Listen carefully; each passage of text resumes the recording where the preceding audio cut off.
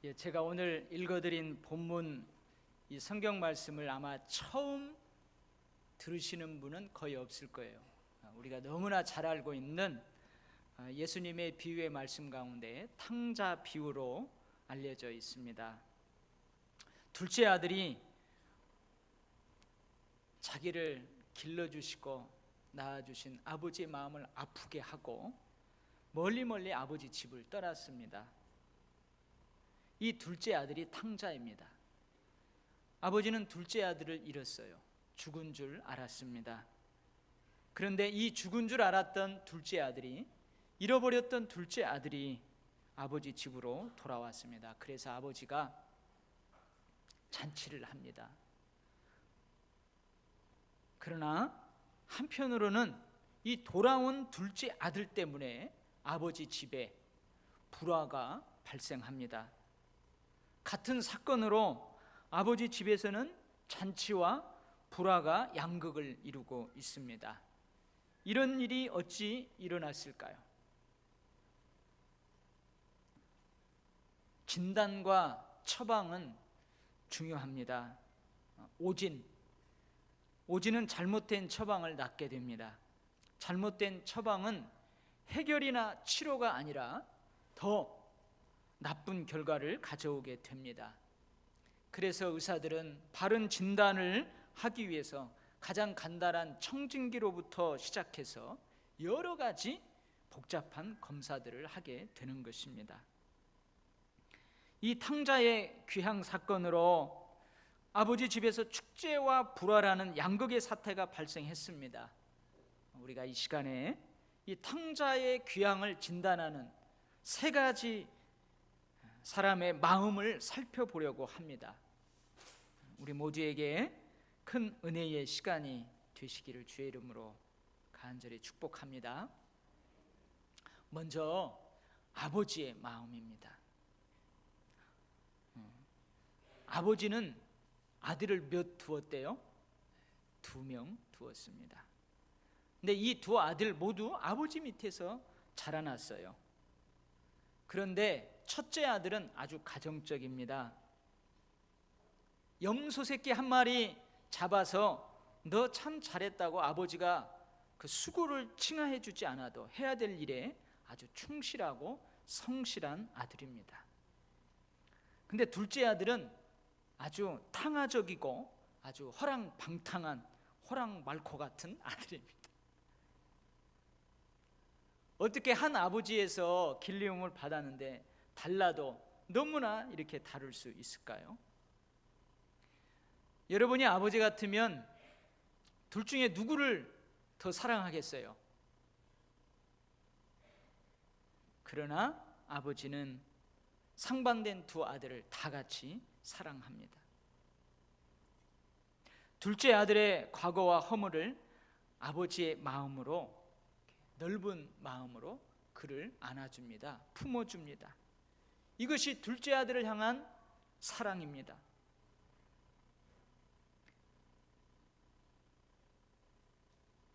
이 둘째는 과거의 허물을 자기 잘못으로, 그리고 과거의 그 허물을 아버지에 대한 불효로 인정하고 돌아왔잖아요. 만약에 그런데도 이 아버지가 돌아온 둘째 아들의 과거와 허물을 막 파헤치고, 그리고 그 성읍의 문 앞에다가 공개적으로 세워가지고 이 둘째 아들을 그렇게 했다면 여러분 어떨까요? 아버지 집에 안 돌아오고 거리에서 굶주리고 지쳐서 죽는 것이 차라리 좋았을 것을, 그것이 더 마음이 편안했을 것을 아마 집에 돌아온 둘째 아들은 후회할 것입니다. 만약 아버지가 진짜로 아들을 그렇게 공개적으로 파헤치고 공개적으로 정죄를 했다면 그것은 사랑이 아닙니다. 학대입니다. 만일 우리가 우리 죄를 자백하면 그는 밉보시고 의로우사 우리 죄를 사하시며 우리를 모든 불의에서 깨끗하게 하시리라. 오라, 우리가 서로 변론하자. 너희 죄가 주홍 같을지라도 양털같이, 진홍같이 붉을지라도 흰눈같이 희어지게 되리라. 오라, 우리가 여호와께로 돌아가자. 여호와께서 우리를 찢으셨으나 도로 낫게 하실 것이요 우리를 치셨으나 싸매어 주실 것임이라. 이것이 바로 아버지의 마음이에요. 이것이 바로 하나님 마음, 하나님의 사랑입니다. 아버지는 둘째를 끝까지 사랑합니다. 효를 행할 때에는 효를 잃어버리지 않도록 그 아들을 사랑합니다. 불효할 때는 불효하기에 잘못되지 않도록 그 아들을 사랑합니다. 아버지는 그때 그리고 그 모습 모두를 그대로 사랑합니다. 예수님은 제자들을 끝까지 사랑하셨어요. 가롯 유다도 끝까지, 반역하는 베드로도 끝까지 그렇게 사랑하셨습니다. 이것이 바로 아버지의 마음이에요. 아버지는요, 첫째 아들도 사랑합니다. 아버지는 죄 많은 둘째 아들을 향해 잔소리하지 않으십니다. 훈계나 징계하지 않으시고 그저 품에 품어주세요. 왜 그래요? 이미 둘째 아들은 자기 죄를 죄인 줄로 알고 있거든요. 대신 아버지는 그 둘째 아들을 바라보면서 아유, 저 자식이 얼마나 배가 고팠을까, 아유, 저 녀석이 얼마나 추웠고 여기저기 벗은 발로 헤매면서 얼마나 발이 부덧었을까, 아무도 돌아보지 않는 얼마나 고독했을까 치근하게 생각합니다. 그리고 송아지를 잡고 동네 사람들 다 오라고 해서 잔치를 벌입니다. 이 잔치는요, 지금 아버지가 얼마나 기쁜가를 보여주는 아버지의 사랑입니다. 착하고 효성스러운 큰 아들은 잔치하는 이유를 알고 집에 안 들어가요. 집에 안 들어갑니다. 아버지가 참으로 불공평하다고 하면서 집 밖에 있는 종들 앞에서 아버지를 험담합니다. 아버지에 반항합니다. 피땀 흘려 일하는 자기에게는 염소 새끼 한 마리 잡아준 적이 없는 아버지, 그런데 재산 다 허랑방탕 소비해버리고 거짓골로 돌아온 동생 위해서는 송아지 잡고 잔치하는 거, 그것은 편협한 사랑입니다. 아버지를 비난하고 있습니다. 그런데 아버지가 나와서 큰아들도 책망하지 않습니다. 큰아들도 이해로 품어줍니다. 큰아들의 정당성을 충분히 인정해 줍니다. 아들아, 내 가지고 있는 모든 재산은 다 내 것이잖아. 네 동생은 죽었다가 살아났고 잃었다가 얻었으니 어찌 잔치를 안 할 수 있겠느냐, 그러면서 큰아들을 다독입니다. 아버지는 한 손으로는 죄짓고 돌아온 자식의 손을, 그리고 또 다른 손으로는 수고하고 토라진 자식의 손을 다 꽉 붙잡아 줍니다. 이게 바로 아버지의 마음이에요. 아버지는 하나님의 마음으로 돌아온 탕자를 진단합니다. 그래서 잔치라는 처방을 내린 것입니다. 사랑하는 우리 도율교회 성도 여러분, 여러분도 늘 하나님의 마음으로 어떤 사건을 진단하고 처방하는 행동으로 늘 즐겁고 행복한 삶을 살아가시기를 축복합니다. 두 번째는요, 동생의 마음이에요. 동생의 마음. 동생이 흐느적거리면서 기운 다 빠지고 살 삐쭉 마르고 더러운 옷을 누더기를 걸치고 집에 돌아옵니다. 그리고 아버지한테 이렇게 고백하죠. 지금부터는 아버지의 아들이라 일컬음을 감당하지 못합니다. 나를 품꾼의 하나로 보십시오. 나를 품꾼으로 대해 주십시오. 탕자인 동생의 마음은 겸손한 마음입니다. 여러분, 겸손한 마음은 어떤 마음이에요? 비운 마음이에요. 힘 뺀 마음입니다. 힘 있다고 힘으로 다스리는 사람은 그 힘으로 망하게 되어 있습니다. 자기가 칼을 움켜쥐고 있다고 그 칼을 마구 쓰는 사람은 그 칼로 망합니다. 나에게 힘이 있다고, 권세가 있다고 그걸 절제하지 못하고 권세 다 쓴 사람은 권세로 망합니다. 말할 수 있다고 함부로 쓰는 사람은, 그 말을 쓰는 사람은 그 교만함으로 망합니다. 돈으로 무엇이나 할 수 있다고 돈 쓰는 사람은 돈으로 망합니다. 있어도 없는 듯 그렇게 비우고 힘 빼고 살아가는 사람은 겸손한 마음을 가진 사람입니다. 여러분, 동생은 아버지 집을 나갈 때요, 아버지께 받은 그 재물 아주 전대가 두둑했어요.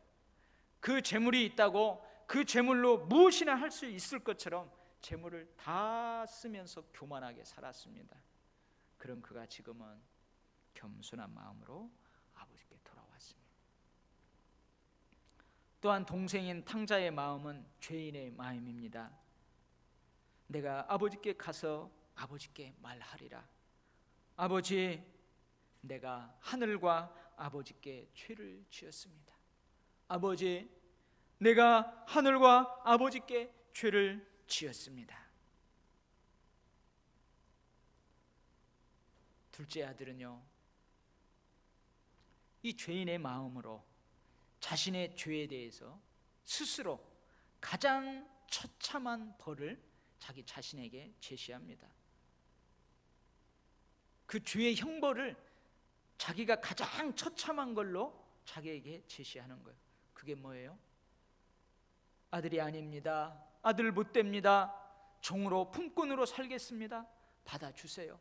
어떤 벌도 달게 받겠습니다.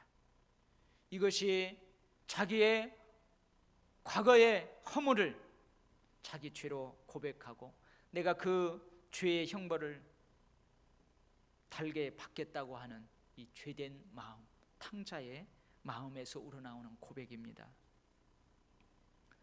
십자가를 지신 예수님의 마음은 겸손한 마음입니다.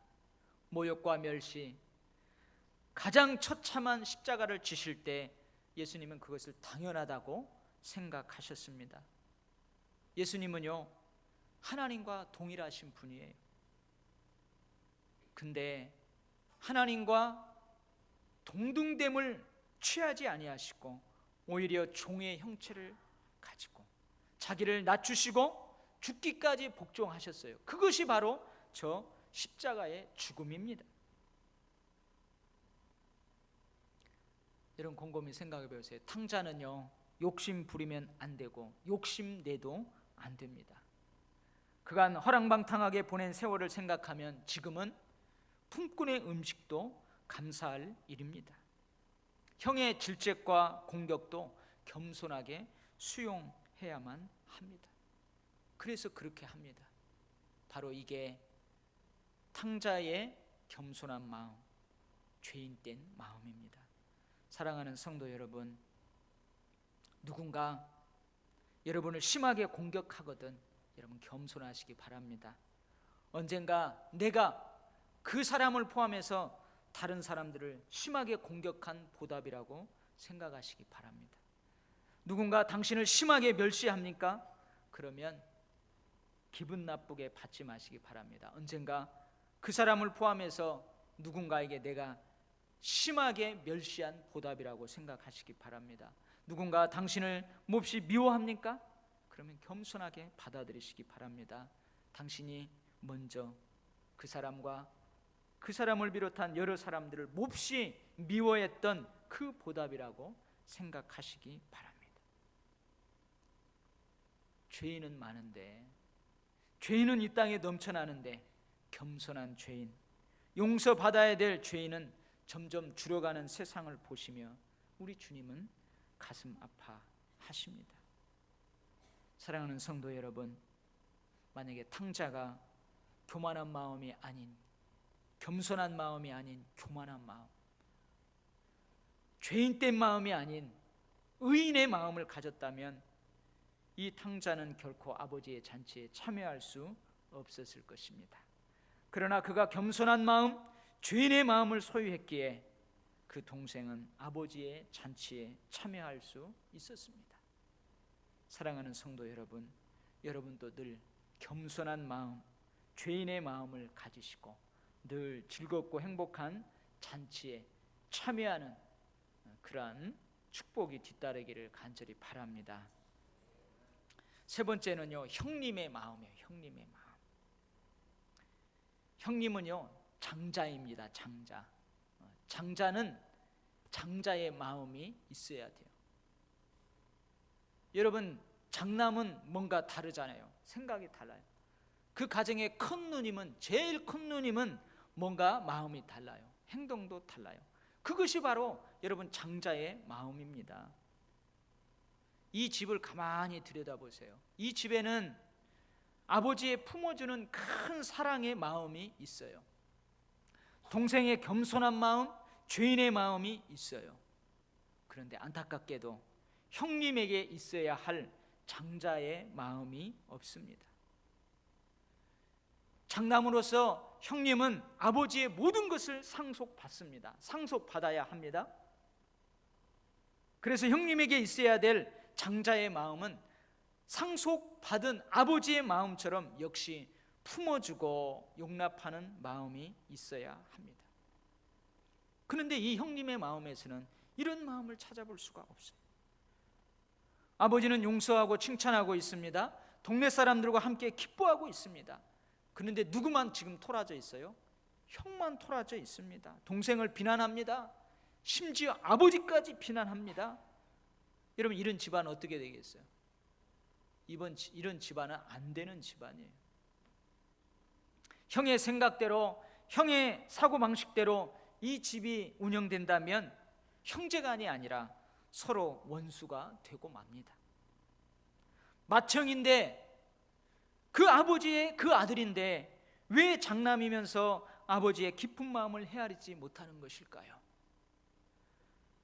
두렵고 부끄럽고 창피해서, 그래서 얼굴 못 들고 눈치만 보고 있는 그 동생의 마음을 장자로서, 형님으로서 왜 헤아리지 못하는 것일까요?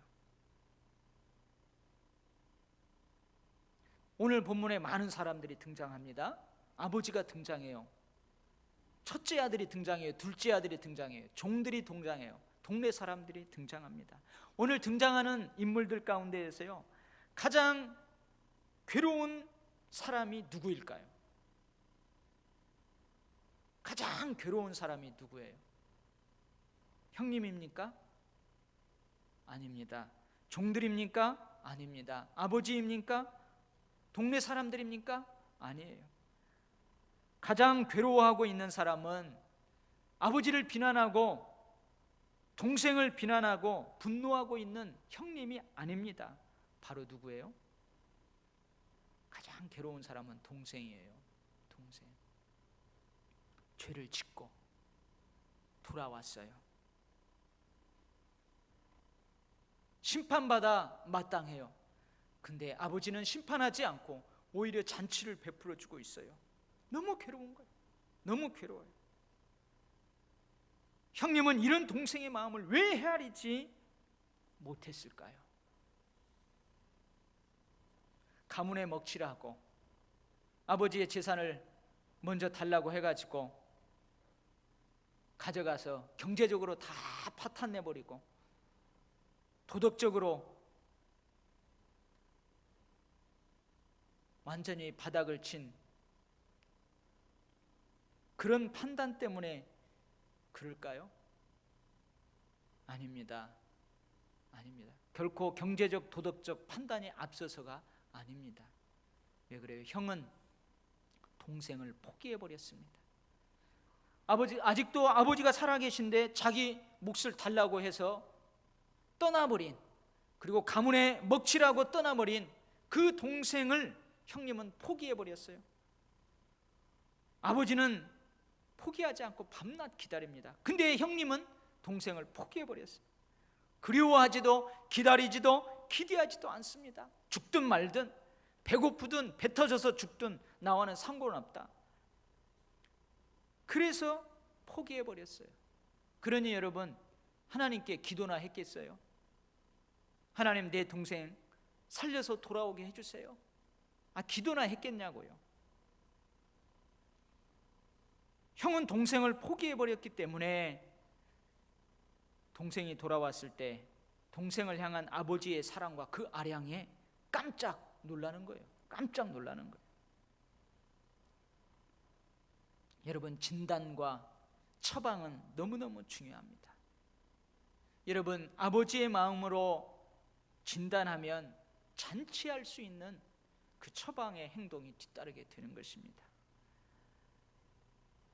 동생의 겸손한 마음, 죄인의 마음으로 진단을 하면 잔치에 참여할 수 있는 처방이 나오는 거예요. 그러나 이 형님, 장자의 마음을 가지고 있어야 될 그 형님이 장자의 마음을 갖지 못하고 이런 마음을 가지고 있으면 불화는 계속되는 것입니다. 누가 이 가정을 살립니까? 누가 동생을 살립니까? 누가 형님도 살립니까? 바로 아버지의 마음을 소유한 사람이 동생도 살리고 형도 살리고 온 가정을 살리는 것입니다. 이 맏형, 장자, 이 형의 마음이 끝까지 아버지의 마음으로 변하지 않는다면 그 가정에는 아버지의 마음 때문에 잔치도 있지만 그 변하지 않은 형의 마음 때문에 불화도 계속될 것입니다. 사랑하는 우리 도율교회 성도 여러분, 교회는 재판소와도 형무소와도 경찰서와도 다른 곳입니다. 죄인의 마음으로 겸손한 마음으로 돌아와 회개하는 둘째 아들의 집이 바로 교회입니다. 돌아오는 둘째 아들의 목을 안고 입을 맞추면서 사랑의 기쁨과 축제가 있는 아버지의 집, 이 집이 바로 교회입니다. 교회. 아버지의 깊은 마음을 헤아리며 얼굴 못 들고 눈치만 보고 있는 동생 마음을 헤아려주는 그런 장자의 집이어야 합니다. 교회는. 사랑하는 성도 여러분, 왜 그 집에 잔치가 있으면서 불화가 있습니까? 형님이 아버지의 깊은 마음 헤아리지 못해서 그러는 거예요. 얼굴 못 들고 눈치만 보고 있는 동생 마음 헤아려주는 그 장자의 마음을 갖지 못해서 그러는 거예요. 왜 같은 사건인데도 한 사람은 잔치를 베풀고 한 사람은 불화를 일으키는 것입니까?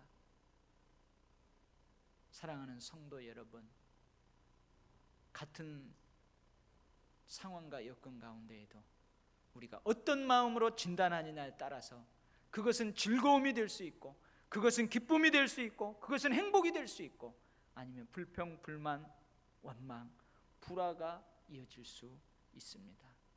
저와 우리 도율교회 모든 성도들이 늘 이 아버지처럼 하나님의 마음으로 진단하고 처방하는 행동으로 늘 기쁨을 누리는 행복한 삶을 살아가시기를 주의 이름으로 간절하게 축원합니다. 아멘. 기도하겠습니다. 하나님 아버지, 우리 교회가 이렇게 잔치하는 교회 되기 원합니다.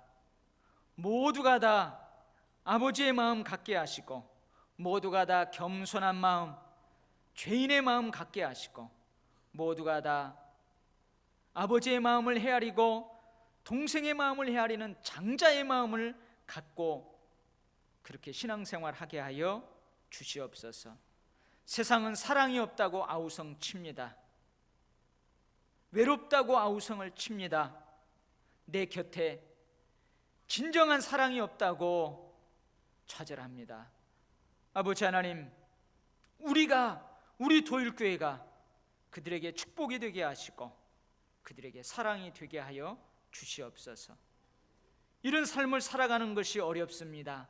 힘이 듭니다. 그래도 포기하지 않게 하시고, 그것이 하나님께서 명한 삶이고 그것이 하나님께서 기뻐하는 삶이오니 쓰러지고 넘어질지라도 우리는 다시 일어나고 또 일어나고 그러한 삶을 지속적으로 살아갈 수 있도록 힘주시고 능력 더하여 주시옵소서. 예수님 이름으로 간절하게 기도하옵나이다. 아멘.